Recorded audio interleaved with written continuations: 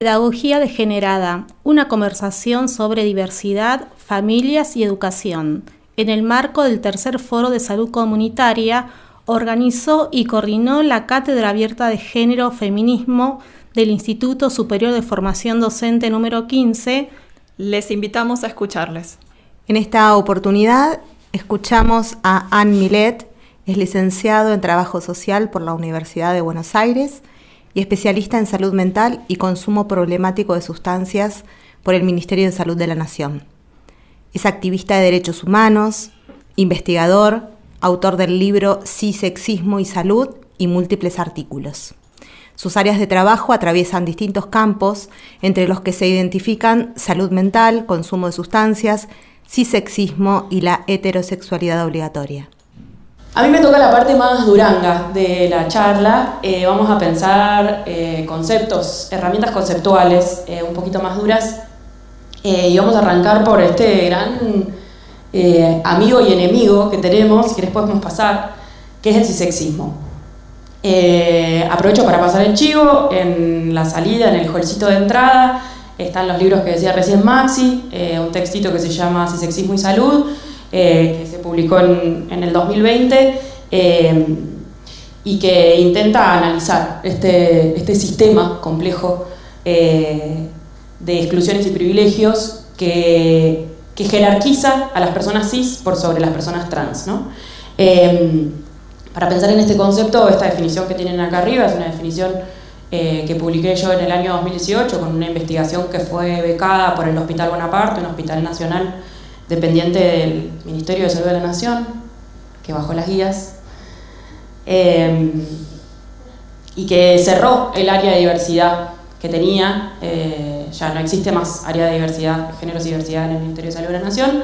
De hecho, las guías que decía Maxi, teníamos un stock, y ese stock ya no existe más. Esta es parte de nuestra realidad, ¿no? de nuestra cotidianidad actual, de la situación contemporánea. Como les decía, esta definición que está acá arriba es una definición que van a encontrar en ese texto y que está publicada en 2018. Vamos a ver si ese mismo ministerio que publicó esa investigación la bajó o no. Yo no me fijé aún. Hasta hace un mes y medio estaba. Pero yo uso también otros autores. Voy a chequear qué hora es para no pasarme. Otros autores para pensar este concepto, porque no es un concepto que inventamos ahora, es un concepto que fue construido por el colectivo trans, por los activismos trans, y que luego es tomado por los estudios trans, por la pata más académica de nuestra comunidad, y se publica por primera vez en el año 2007 por una autora que les recomiendo muchísimo, que está subido uno de sus mejores libros, para mí su mejor libro, que se llama La chica del látigo.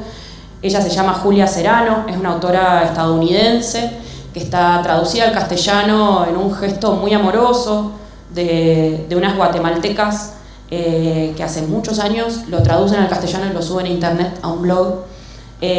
Julia en 2007 escribe este libro en donde dedica mucha energía, yo estoy eternamente agradecido, a definir muchas cosas. Es una activista y una teórica que tiene este gesto de pensar cómo es que funcionan determinadas cosas y qué son determinadas palabras para poder compartirlas al mundo, ¿no? Hay otra autora que a mí me gusta mucho, una autora cis, que se llama Miranda Fricker, y ella construye un concepto que es la justicia epistémica o injusticia epistémica, ¿no? Ella, para construir ese concepto, dice: la verdad es que tenemos una distribución muy desigual de quién puede construir conocimiento, qué conocimiento es validado, cómo se difunde, cómo se divulga ese conocimiento, y cuáles son los conocimientos que van con el tiempo construyendo marcos conceptuales, ¿no? Y Miranda Fricker, en esa forma de analizar la injusticia epistémica, piensa que una de los modos de esta injusticia tiene que ver con la imposibilidad de los colectivos subalternizados de construir sus propias herramientas conceptuales, ¿no? Vuelvo. Julia Serano publicó este concepto, cisexismo, por primera vez en un libro en el año 2007. Nosotros creemos que el cisexismo nació en el 2007, porque yo estoy seguro de que no. De que las formas de validar las identidades cis y de invalidar a las personas trans, travestis y no binarias tienen muchísimos más años que el 2007, eso no tengo ninguna duda. Pero el problema está acá, esta injusticia epistémica que trae Fricker, que es que un colectivo tan vapuleado, digo, ¿no? Les compis traían la expectativa de vida 35, 42 años, ¿cuándo van a tener tiempo con una supervivencia tan compleja como la que describía Jime? ¿Cuándo van a tener tiempo de sentarse a discutir y decir, che, a mí me está pasando esto, a mí también? ¿Será que no será que hay un sistema de opresión que nos lleva todo el tiempo al riesgo, a la situación? Bueno, cuando vos estás colgando un hilo, no vas a tener tiempo ni energía para construir conceptos. Y la verdad es que en el mundo en el que vivimos, poder nombrar las cosas, ayer Sol en la presentación del libro decía, y yo nunca lo había escuchado, me pareció bárbaro, quien nomina domina, ¿no? Quien le pone el nombre a las cosas es quien corta la torta. Poder nombrar las cosas es una necesidad básica para poder desarmarlas. Si yo no puedo nombrarte lo que está sucediendo, no lo puedo describir, no lo puedo analizar, mucho menos desmantelarlo. Entonces, desde los activismos y la teoría trans, y acá me parece que hay algo muy particular de lo que pasa en este colectivo, que es que se valida muchísimo el conocimiento construido en ámbitos activistas. Cuando muchos de los otros colectivos que tenemos, hay algo de la llegada a la academia y la publicación académica, que es lo que empieza a darle validez a ese conocimiento. El activismo trans, por suerte, tiene ahí como una pelea muy constante de decir, che, esto que pensamos nosotros en nuestra vida cotidiana es tan válido como el paper publicado en la revista Sarasa. Y en este gesto de construir herramientas conceptuales que nos sirvan para pensar el mundo, es que aparece el cisexismo y aparece esta necesidad de identificar en qué situaciones se prioriza, se valida, se jerarquiza a las personas cis por sobre las personas trans. Y ahí, cuando se te activa el chip de identificar el cisexismo, ya estás al horno, no lo puedes parar de ver. Porque lamentablemente esas situaciones son todas. Lamentablemente vivimos en un sistema en donde, como decía Sol, cualquier persona que parezca trans va a ser expulsada, discriminada, deslegitimada, desoída, ¿no? Y en esta intención, en esta propuesta de compartirles a ustedes estas herramientas conceptuales, es que les quería traer otra, que es un concepto que viene de los activismos. Así como les decía, esto de lo no cis, lo trans, jerarquizando la producción activista, desde los activismos trans construimos esta idea de dar vuelta a la lupa. ¿Qué sería dar vuelta a la lupa? Acá proponemos dos movimientos. Uno tiene que ver con jerarquizar las voces, las palabras, las perspectivas trans, travestis, no binarias o no cis, darles un lugar, publicarnos, ponernos la camiseta, venir y subirnos a un escenario y hablar y explicar y comentar, y esto que decía Susi de a veces hacer la tarea pedagógica de ubicar al taxista y hacerle la repregunta y explicarle. Y el otro movimiento que propone dar vuelta a la lupa tiene que ver con dejar de pensar tanto en las personas trans y empezar a pensar más en las estructuras de poder que generaron esa otredad, ¿no? Que generaron esa jerarquización. Entonces, tal vez no centrarnos tanto en pensar qué hacen, qué les gusta, qué intervenciones se hacen, qué hormonas usan las personas trans, sino más bien pensar cuáles son las estructuras de poder que jerarquizan a las personas cis por sobre las personas trans. Yo en general uso el patriarcado de ejemplo, porque lo tenemos mucho más trabajado, ¿no? Como que hay algo en esto de la injusticia epistémica y la jerarquización de las luchas, que hay algo de ahí del patriarcado que ya lo tenemos un poquito más pensado, un poco más elaborado. Si nosotros solamente nos obsesionamos en pensar qué hacen, qué les gusta, qué sienten las mujeres cis, hay un montón del patriarcado que nos está quedando afuera. El privilegio masculino de base, ¿no? Como las relaciones de poder. Podemos pensar un montón de situaciones en donde necesitamos mirar un poquito más de lejos para entender el sistema y no obsesionarnos con la posición marcada, la posición subalternizada, lo abyecto, lo distinto, lo otro. Vamos a pasar a la próxima. Y acá un desafío, ¿no? Hace algunos años que vengo intentando construir, darle forma a esta idea que tiene que ver con el cisexismo institucional. Lamentablemente las instituciones que habitamos son instituciones cisexistas. Hay muy poquitas instituciones que yo conozco que tienen una intención real desde su gestación de ser espacios que por lo menos cuestionen el cisexismo. Yo creo que no existen personas no cisexistas en el mundo. O sea, yo, hola, el primer cisexista, me hago cargo y a partir de hacernos cargo de esa posición es que podemos repensarla. Porque si yo digo, no, yo como soy trans, soy cero cisexista, ¿viste? Yo soy recapo, reentiendo este sistema. No, amigo, o sea, la verdad es que yo me despierto y el cisexismo se despierta conmigo, lamentablemente. Las instituciones que habitamos son instituciones que tienen formas, prácticas, lógicas, meramente cisexistas, netamente cisexistas. Y en este gesto de seguir construyendo ideas, herramientas conceptuales, formas de pensar el mundo, darle nombre a las cosas, es que apareció esta idea de arquitectura cisexista. Porque en un momento pensar solo en las prácticas nos quedaba corto.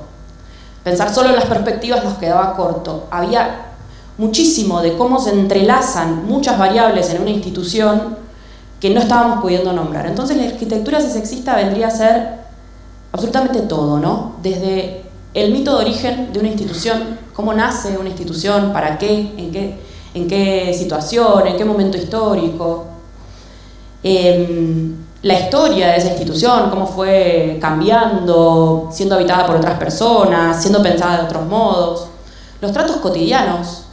Hay un texto que está publicado en internet que les recomiendo, que está escrito por un colectivo que se llama Trabajadores Inesperades, que es un colectivo de personas trans, travestis, no binarias que trabajamos en el sistema de salud. Yo formo parte de ese colectivo y participamos en 2 congresos provinciales de la provincia de Buenos Aires y llevamos textos escritos por el colectivo. Y en uno, yo no estaba en ese momento, los chicos hablan de esto, ¿no? Del trato cotidiano, las interacciones cotidianas en la institución. Cuando nosotros habitamos un profesorado, habitamos una escuela, hay algo de lo que nos pasa en el día a día, en el encontrarnos, en saludarnos, ¿no? El saludo es algo regenerizado, por ejemplo. Que si le doy la mano a alguien, o que si le doy un beso, o que si lo saludo así, eso está completamente generizado. Los tratos cotidianos son formas súper cisexistas de encontrarnos con las personas habitualmente. Los tratos cotidianos, la historia, el mito de origen, los formularios, ¿no? ¿Qué campos creemos que son necesarios para...? Cuando hicieron el formulario de esta mesa, se eligieron campos para llenar, ¿no? ¿Cuáles son los campos que son realmente necesarios para X formulario? Si yo quiero pedir una beca para estudiar en una institución, ¿hace falta que a mí me pregunten el género? Como hay un chip que se nos mete en la cabeza y que se nos automatiza. Y la automatización, al contrario de lo que intentan instalar las tecnologías en este momento, muchas veces es nuestra gran enemiga. En docencia, la automatización es una gran enemiga. Si nosotros repetimos una y otra vez siempre la misma dinámica, con el mismo contenido, por más que los pibes cambien, a nosotros se nos va a endurecer esa práctica, digamos. Hay algo de hacernos cargo de que esa situación siempre va a ser distinta a la anterior y que nos exige a nosotros romper con esa automatización. Para pensar los formularios me daban ganas de compartirles una situación que pasó en un hospital en el que yo trabajo, que cuando salió la ley de identidad de género, automáticamente se cambiaron los formularios de apertura de historia clínica y se agregó un campo que era nombre elegido, ¿no? Entonces tenías nombre elegido. Nombre era el del DNI, nombre elegido era el que vos elegías, ¿no? De lunes a viernes, las personas que trabajaban en el escritorio que abre las historias clínicas asumían el género de las personas que se acercaban. Es un hospital que no pide el cartoncito del DNI, te preguntan nada más, que eso a mí me parece una práctica preciosa. Asumían el género de las personas que se acercaban y entonces a las personas que veían medio raritas les preguntaban el nombre elegido, ¿no? A todas las demás personas no les preguntaban, anotaban y ya. No, claro. Vos yo te veo a vos. ¿Cuál es tu nombre elegido? Dale. Vos y yo nos entendemos. Bueno, esto que decía Maxi, ¿no? Si vamos a preguntar, preguntémosle a todo el mundo, no preguntémosle solo a los bichos raros. Pero los fines de semana, la guardia, yo en esa época trabajaba en la guardia, no teníamos administratives. La apertura de historia clínica, cuando se acercaba una persona por primera vez a la guardia, la hacíamos nosotros mismos, el equipo de la guardia. Entonces nosotros usábamos el campo nombre elegido, obvio. O sea, viene Carlos Jiménez y le decíamos, Carlos, ¿cómo te gusta que te diga? No, a mí me dicen Cacho. Cacho. Y entonces nos empezaba a pasar que con el tiempo volvía gente a la guardia ese otro domingo, me decías, che, ¿saben qué bueno que este hospital acá a mí me dicen Cacho? En el 2020, en un momento, nos pareció que ya no daba el campo nombre elegido, la verdad. Bueno, ya estamos, ¿no? Como que porque después lo que pasa de lunes a viernes es que ese campo es una repetición de la violencia dirigida a una población en particular. Entonces, con el equipo de gestión de pacientes armamos una modificación de esa historia clínica, que fue un proceso precioso. Lo hicimos con las personas que trabajaban en esos escritorios. Fue toda una serie de capacitaciones de meses. Pensamos la herramienta como en términos lógicos, no solamente para cumplir con la ley. Y ahí tuvimos una reencrucijada. Porque era, ¿qué hacemos? Este campo nombre elegido le permitió acceder a este hospital a muchas personas, trans, travestis, no binarias, que pusieron el nombre que elegían, pero también le permitió a Cacho sentirse alojado en un hospital monovalente de salud mental, en un manicomio. O sea, llegar a un hospital monovalente de salud mental y que te digan Cacho, hace que esa relación de poder, que ya es durísima y difícil y compleja de habitar, sea un poquito menos dura. Y decidimos sacarlo, el campo. Decidimos perder esa posibilidad de que Cacho fuera Cacho ahí, con la intención asegurada de que las personas pudieran poner su nombre, Cacho, en el nombre que aparece en el campo. Después pasó lo que decía Maxi en un momento decía, bueno, sí, hay que preguntarle a todo el mundo, pero después no es tan cómodo preguntarle a todo el mundo. Porque cuando llega una persona que nunca se cuestionó, ¿no? Esto que decía Susi en el video, ese taxista nunca se había cuestionado su identidad, digamos, ¿no? Nunca se había preguntado si había algo más allá de ser mujer o varón, o si él era varón, básicamente. Lo que empezó a pasar fue que nosotros, además, en el campo género, cambiamos y lo pusimos como un lugar que se podía escribir lo que cada quien quisiera, digamos. Eso nos duró muy poco. Porque las personas que hablan en la historia clínica nos dijeron, che, o sea, nadie entiende lo que le estamos preguntando. La pregunta era, ¿cuál es tu identidad de género? Nosotros estábamos pidiendo mucho, yo lo sé, pero bueno, así se hacen los cambios, ¿no? Y lo que les empezó a pasar fue que, sobre todo, varones cis heterosexuales se sintieron atacados con la pregunta. Y entonces empezaron a contestar muy mal y empezaron a agredir a las, sobre todo, chicas cis que atendían esos escritorios. Entonces, claro, cuando viene un señor y te dice, ¿qué me estás tratando de puto? ¿Vos qué estás pensando, que yo soy puto? Cuando eso te pasa 3 veces por semana, decís, che, todo bien con el cisexismo bárbaro, yo banco la población trans, pero no quiero que me sigan violentando. Ahí nos apareció otra pregunta que también está publicada en un texto que se llama Desmantelando el cisexismo administrativo desde la primera toma de datos, que relata todo este proceso que fuimos haciendo para cambiar la historia clínica, que fue lo que nosotros llamamos redistribución de la incomodidad. Sara Med, una autora de lo que se llama la corriente del giro afectivo, ¿no? Que piensa cómo se distribuyen las emociones en este sistema en el que vivimos, habla muchísimo de la incomodidad, ¿no? Y dice que la incomodidad no es algo que a vos te pasa porque vos sos rarite. La incomodidad está construida por este sistema y dirigida hacia ciertas personas para que no puedan habitar ciertas instituciones. Y entonces lo que nosotros pensábamos cuando hicimos todo ese proceso era, bueno, esa incomodidad siempre estuvo dirigida a la misma población. Porque vos, yo por ejemplo, que no hice el cambio de DNI, me acerco a una institución y a mí ya me palpita un poquito la cosa de, bueno, ¿será que me piden el DNI? ¿Será que no me lo piden? ¿Será que yo se lo doy? ¿Será que le digo o no le digo? Pongo mi nombre de DNI, ya fue, que crean lo que quieran, o doy la pelea en este momento. Esa incomodidad que estaba tan destinada sistemáticamente al mismo lugar, se empezó a distribuir de otra forma. Le tocó al señor que no quería que lo trataran de puto, le tocó a las pibas del escritorio que tenían que hacer esa pregunta incómoda, que en un momento le tenían que explicar a las personas. Cuando nos dimos cuenta que ya el campo vacío no funcionaba, armamos una lista.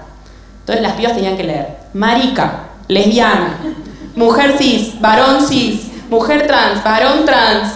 Y era como, claro, tenían que decir todas esas palabras re difíciles en el medio del hall del hospital. Era como un nivel de exposición. En un momento fue muy gracioso, creemos que se cansaron y durante un tiempo todos los legajos aparecían con la X. Todas las personas eran no binarias de golpe en el hospital. Como que fue tipo, che, basta, yo no me banco más esta incomodidad.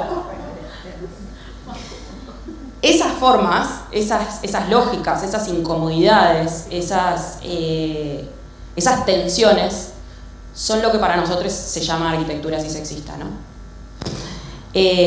Y también son las lógicas burocráticas, los circuitos que hay que hacer. Y también obviamente es el espacio. Cuando alguien piensa en arquitectura, piensa en la distribución del espacio físico, ¿no? Claro que los baños es uno de los grandes bastiones de la arquitectura cisexista. En salud, ya en educación no tanto, pero si se acuerdan, antes las escuelas, no las privadas, no las públicas, ¿no? Pero muchas privadas eran o de varones o de mujeres, digamos. Eso también es arquitectura cisexista. Y quería también compartir algo que tenía que ver con los baños, que traía Jime, que en este mismo hospital, en el Hospital Bonaparte, se abrió hace un tiempo un centro cultural, y cuando se abrió el centro cultural, los baños fueron sin distinción de género. Lo que hay en la puerta del baño es un cartelito que te indica si hay mingitorio, si hay inodoro y si hay cambiador para bebés. Entonces, el cartelito no te da órdenes, no te dice vos podés pasar, vos no podés pasar. El cartelito te informa y vos tomás la decisión que quieras. Y esto me parecía que estaba bueno también para explicar lo que yo digo cuando traigo lo del mito de origen de las instituciones. Cuando una institución nace, ese centro cultural nace con un baño sin género, es mucho más difícil borrarlo de un plumazo, porque eso ya es parte de su constitución, esto es parte del centro cultural. Entonces, mito de origen, historia, tratos cotidianos, formularios, burocracias, pabellones, baños, la forma, o sea, absolutamente todo, las relaciones de poder, los lugares en donde nos podemos cambiar la ropa, todas esas cosas hacen parte de la arquitectura cisexista. Y es necesario que podamos hacer el trabajo de identificar, describir, analizar de qué maneras es que ese cisexismo va metiéndose por los ladrillos de nuestras instituciones y va tomando formas distintas, porque es esa la única forma que tenemos de desmantelarlo. Vuelvo, si nosotros no podemos nombrar lo que sucede, si nosotros no podemos describir los mecanismos con los que el cisexismo hace lo que hace, entonces darlo de baja va a ser muy difícil. Podemos pasar a la próxima. Y entonces, yo estoy muy obsesionado con describir minuciosamente todos estos mecanismos, porque confío mucho en la potencia de esa descripción, y me daban ganas de traerles algunos.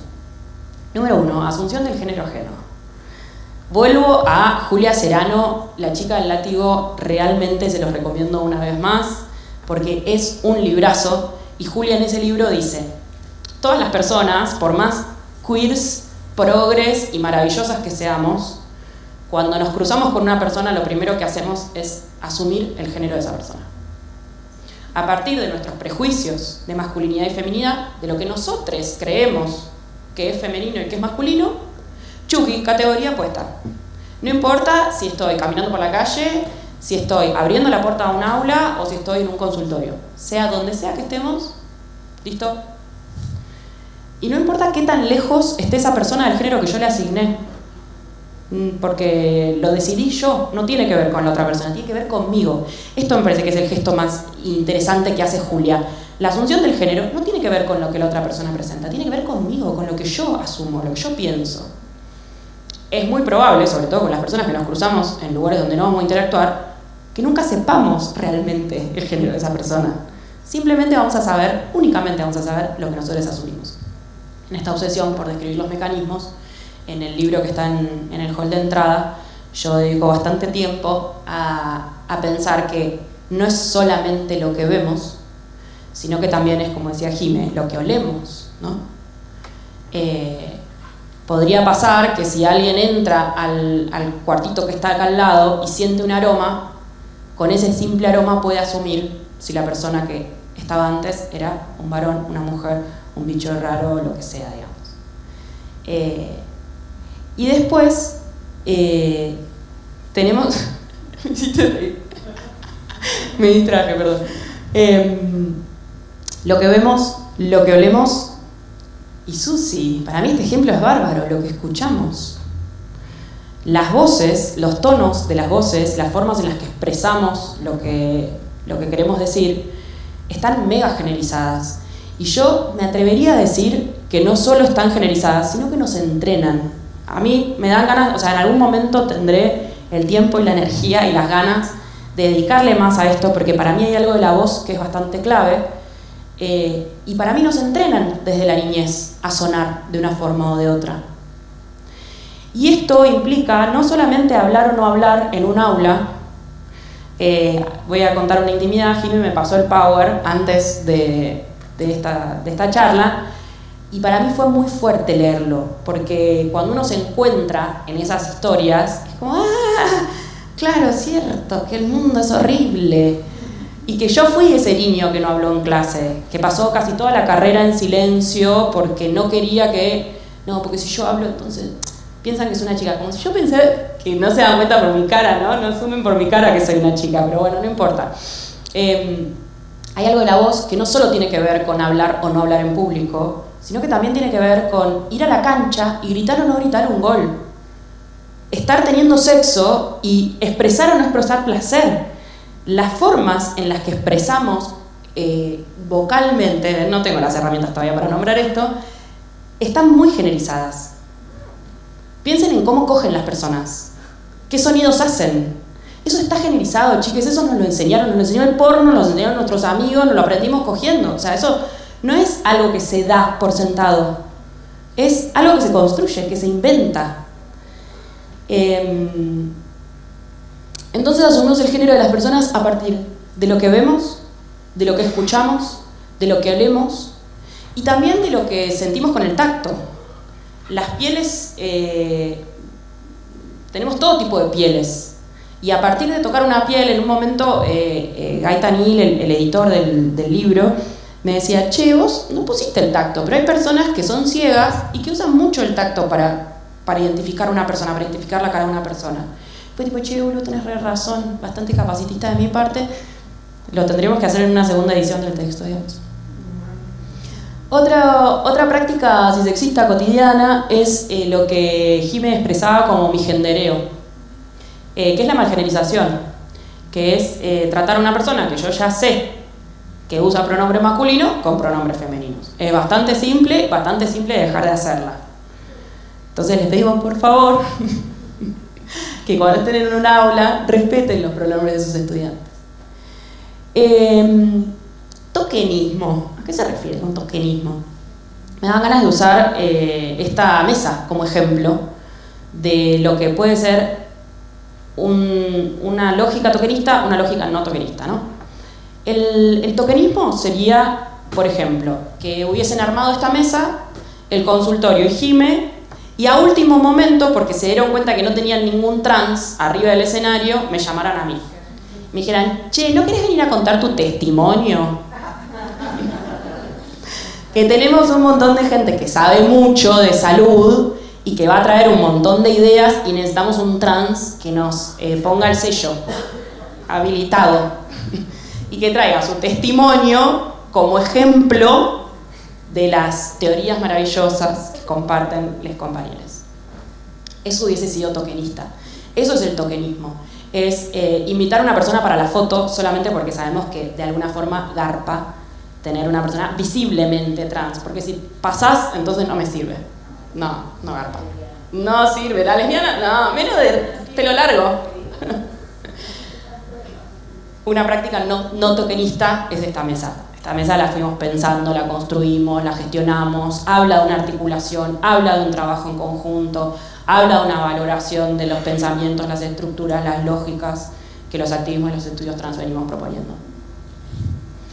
Y por último, la expansión del interrogatorio, que es un concepto que viene de la salud, pero que yo pensaba que podía servir para pensar las lógicas dentro del aula. La expansión del interrogatorio tiene que ver con lo que decía Sol, de, por un lado, asumir que todos los padecimientos de las personas TTNB o no cis tienen que ver con que es trans, ¿no? Esto viene de un concepto que se construye en Estados Unidos que se llama el síndrome del brazo roto trans, malísimo nombre, tenemos que cambiarlo, pero bueno, todavía no tuvimos ni la energía, ¿bien? Fricker aparece en todos lados. Y el síndrome del brazo roto trans dice, una persona trans llega a una guardia, la atiende Maxi no porque no lo haría, pero otra persona random, y dice, no, vos sos trans, anda al consultorio diverso, ahí te van a poder atender. Porque, claro, un brazo trans... Gracias, Jime sabe, ¿ven? Jime estudió. Un brazo trans, si se quiebra, o sea, ¿qué haces? No, salen arcoíris volando. Claro. Eso, por más que nos cause mucha gracia, porque realmente es burdo, es algo que sucede. Lamentablemente esto es algo que sucede. Muchas veces lo que pasa es que llega una persona trans y asumimos que todo su padecimiento tiene que ver con ser trans.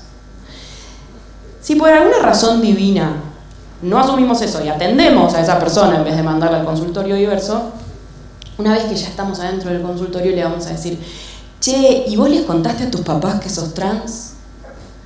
¿Y vos te pensás casar? ¿Qué sé yo?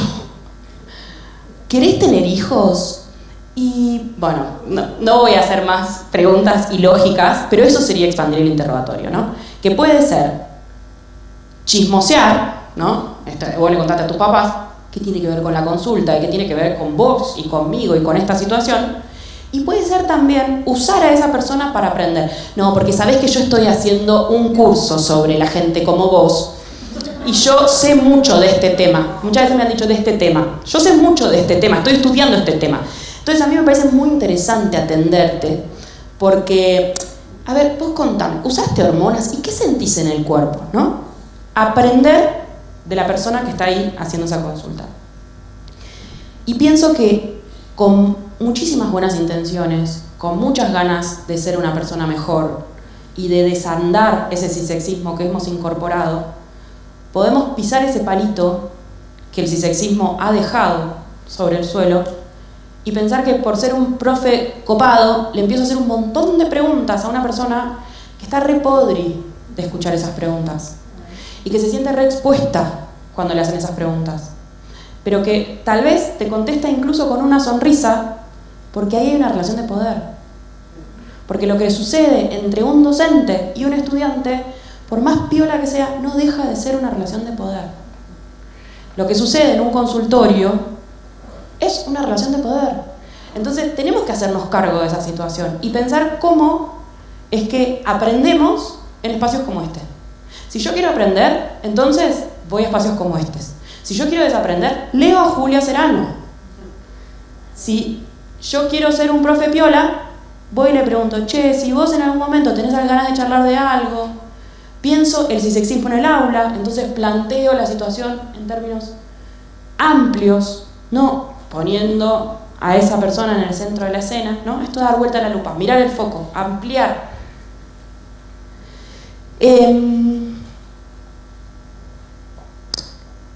La intención es que todas estas herramientas conceptuales, estas formas de pensar, de entender, de mirar el planeta, les sirva para pensar su trabajo, para pensar su formación, para pensar, obvio, la vida, pero sobre todo para encontrarse ustedes siendo docentes, intentando generar escenarios un poquito menos dolorosos. Y me tomé el atrevimiento, si querés podemos ir a la próxima, de tirarles la pelota a ustedes y abrir esta pregunta, ¿no? Como, bueno, entonces, con esto, con toda esta data, con estas experiencias, con los ejemplos que traía Jimé, conociendo el cónsul diverso de Villa, bueno, ¿qué hacemos? ¿Cómo podemos construir esos escenarios que sean un poquito más suaves, un poquito más coloridos y sobre todo menos sexistas? Gracias.